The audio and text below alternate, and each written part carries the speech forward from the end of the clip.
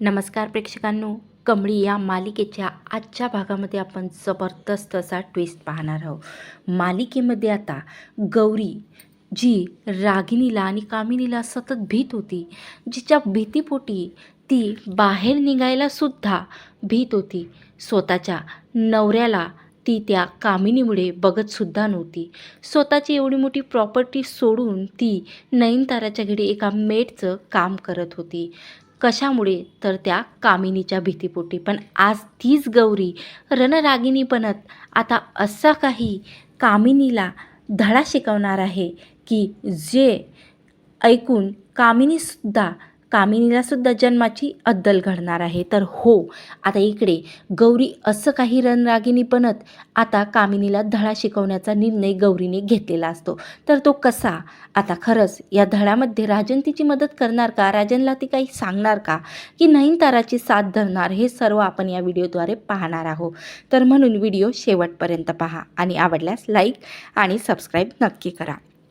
इकडे मात्र आता गौरी विचार करत असते की खरंच आपला नवरा असूनसुद्धा आपल्याला त्या कामिनी आणि रागिणीमुळे आपल्या राजनपासून दूर राहावं लागते।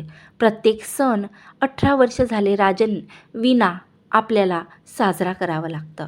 पण आता मात्र गौरीने स्वतः रणरागिणी बनत एक खूप महत्त्वाचा निर्णय घेतलेला आहे।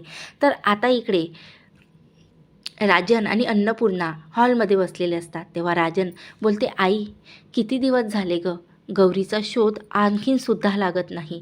आता या कामिनीने आपल्याला थोडेच दिवस दिलेले आहे, नाहीतर ही सर्व प्रॉपर्टी अनिकाच्या नावावरती होऊन जाणार। आता तुला तर माहिती आहे ना आई, अनिकाचा स्वभाव कसा आहे। ही प्रॉपर्टी तू आणि बाबानं एक एक पै कसा जोडलेला आहे मला माहिती आहे ग।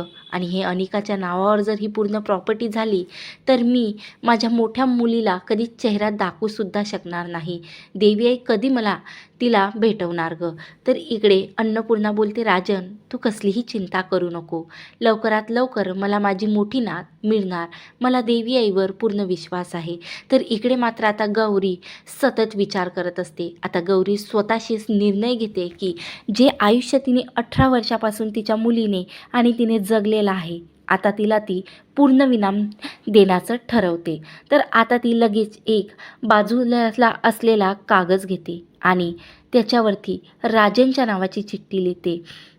राजनसाठी जे काही कामिनीने तिच्यासोबत 18 वर्षापूर्वी जे काही घडून आणलेलं आहे ते सर्व निर्णय आता तिचा मनापासून ती राजनच्या नावाने चिठ्ठी लिहिते आणि त्याच्यात 18 वर्षापासून कशी तिला जीवे मारण्याची धमकी देत तर जीवा मारण्याचा प्रयत्न त्या कामिनीने केला, हे सर्व कामिनीचे आणि रागिणीचे कटकारस्थान आता गौरी एका चिठ्ठीमध्ये लिहिते।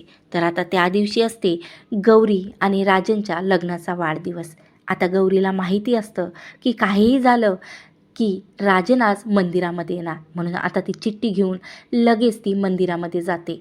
पण आता सध्या तर गौरी तेवढी हिंमत जुटवली नाही आहे की ती प्रत्यक्ष राजन समोर येऊन आता कामिनीने तिच्यासोबत काय केलेलं आहे सांगावं, म्हणून तिने आता एका चिठ्ठीच्या मदतीने आता ते कटकारस्थान राजनपर्यंत पोचवते।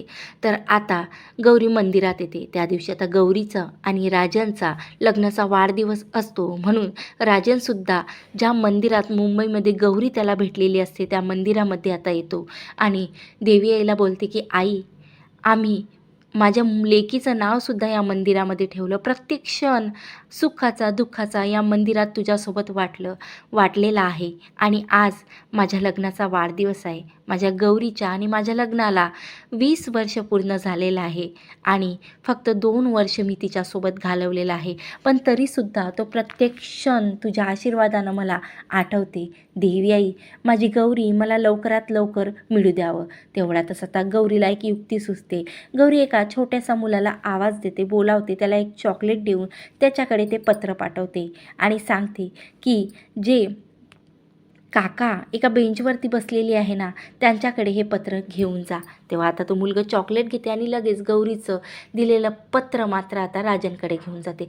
राजन मात्र आता गौरीचं नाव ऐकून त्या पत्रामध्ये बघून मात्र चकित होऊन जाते आणि 18 वर्षापूर्वी कसा अन्याय गौरीवरती झालेला आहे हे वाचून मात्र आता रागिणीचा खूप राग येते. आता सरळ आता राजन घरी जाते आणि ते पत्र आता रागिणीच्या हातावर आणि कामिनीच्या हातावर टेकवते आणि लगेच खूप रागातच आता कामिनीला धक्के मारून घराच्या बाहेर काढण्याचा निर्णय राजननं घेतलेला आहे. तेवढ्यातच आता तिथं अन्नपूर्णा येते. तर अन्नपूर्णा बोलते, काय झालं राजा? त्यावर आता राजन बोलते की आई, मला मंदिरामध्ये एक पत्र मिळालेलं आहे आणि त्या पत्रामध्ये असं लिहिलेलं आहे की माझी गौरी घर सोडून जाण्याचं कारण फक्त आणि फक्त ही कामिनी आत्या आहे. ही माझ्या मुलीच्या आणि माझ्या गौरीच्या जीवावरती उठलेली आहे. म्हणूनच माझी गौरी आजपर्यंत मला भेटलेली नाही आहे. तिने मला भेटण्याचा निर्णय घेतलेला नाही आहे. म्हणून आता काहीही झालं ना, 18 वर्षापासून माझा संसार जो वाऱ्यावर झालेला आहे ना आई, प्रत्येक क्षण मी माझ्या मुलीला भेटण्यासाठी जे तरसलेलं आहो ना आई, त्यामागे फक्त आणि फक्त ही कामिनी आहे. त्यावर आता अन्नपूर्णा बोलते, काय बोलतो राजन?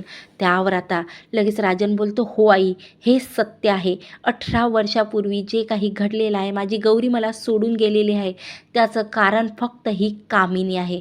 त्यावर मात्र आता अन्नपूर्णा आणि राजन कामिनीवर असा काही कामिनीला धडा शिकवता, कारण 18 वर्षापासून लपून ठेवलेल्या कामिनीने आणि गौरीने सत्य आता त्या कामिनीचं पितळ आता अन्नपूर्णासमोर उघडीस आलेलं आहे. तर प्रेक्षकांनो, खरंच आता अन्नपूर्णा कामिनीला आता घराबाहेर काढणार का? आता राजनला ते जे कोणी पत्र लिहिलं ते गौरीनंच लिहिलं का? हा राजन शोध लावणार का? अशी जबरदस्त धमाकेदार ट्विस्ट आपण लवकरच पाहणार आहोत. म्हणून धमाकेदार ट्विस्ट बघण्यासाठी माझ्या चॅनलला नक्की सबस्क्राईब करा. धन्यवाद. जय गजानन माऊली.